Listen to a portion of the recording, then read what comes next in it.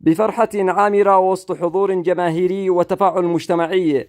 وفي مهرجان كرنفالي احتفلت منطقة ماور مديرية العرش محافظة البيضاء بالعرس الجماعي الرابع لزفاف 48 عريسا وعروسا بمساهمة من أهل العرسان، وذلك من أجل تيسير الزواج والحد من تكاليف وأعباء الأعراس الفردية. تقدير وثناء لمن أعد ومن ساهم، للجنة، لجميع التكافل الاجتماعي، هذا شكر وتقدير وثناء. ويجب أن يحفظ الناس هذا الأعراس الجماعية، هي تخفف من المعاناة وتزيد الفرحة في قلوب الناس صغيرهم وكبيرهم. نهني ونبارك للعرسان بهذا الزفاف الميمون ونقول لهم بارك الله لكم وبارك عليكم وجمع بينكم على خير. كما نقدم جزيل الشكر والعرفان لكل من دعم وساهم في إنجاح هذا العرس من الداخل والخارج، لهم كل التقدير.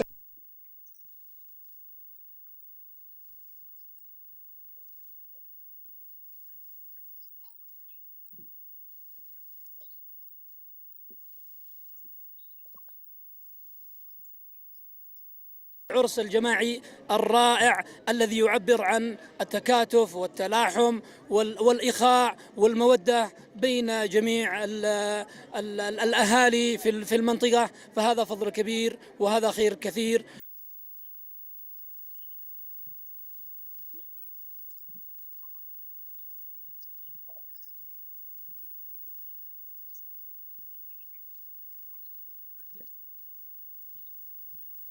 فرسان العرس الجماعي الرابع بماور عبروا عن فرحتهم الغامرة بهذا التتويج الذي جسد أبهى صور التراحم والتآخي، وعكس نموذجا مشرفا في التماسك المجتمعي والمبادرات الخيرة التي تنمي روح الإيثار والألفة والمحبة في أوساط المجتمع. أشكر الداعمين ولجنة التحضير الذي بذلوا جهودهم وساهموا في هذا وجعلوا اقتصاد على الحلاوة، يعني ما يكلف شيء نص عرس.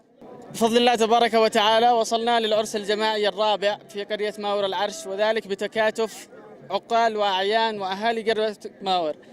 الشكر للجميع وبالأخص اللجنة التحضيرية للأعراس الجماعية، نشكرهم شكر خاص على إنجاح هذا العرس وهذه الاحتفالية المتميزة.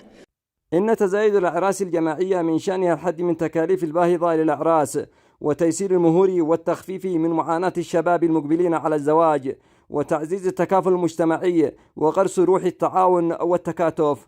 من محافظة البيضاء، أحمد العزاني، الساحات.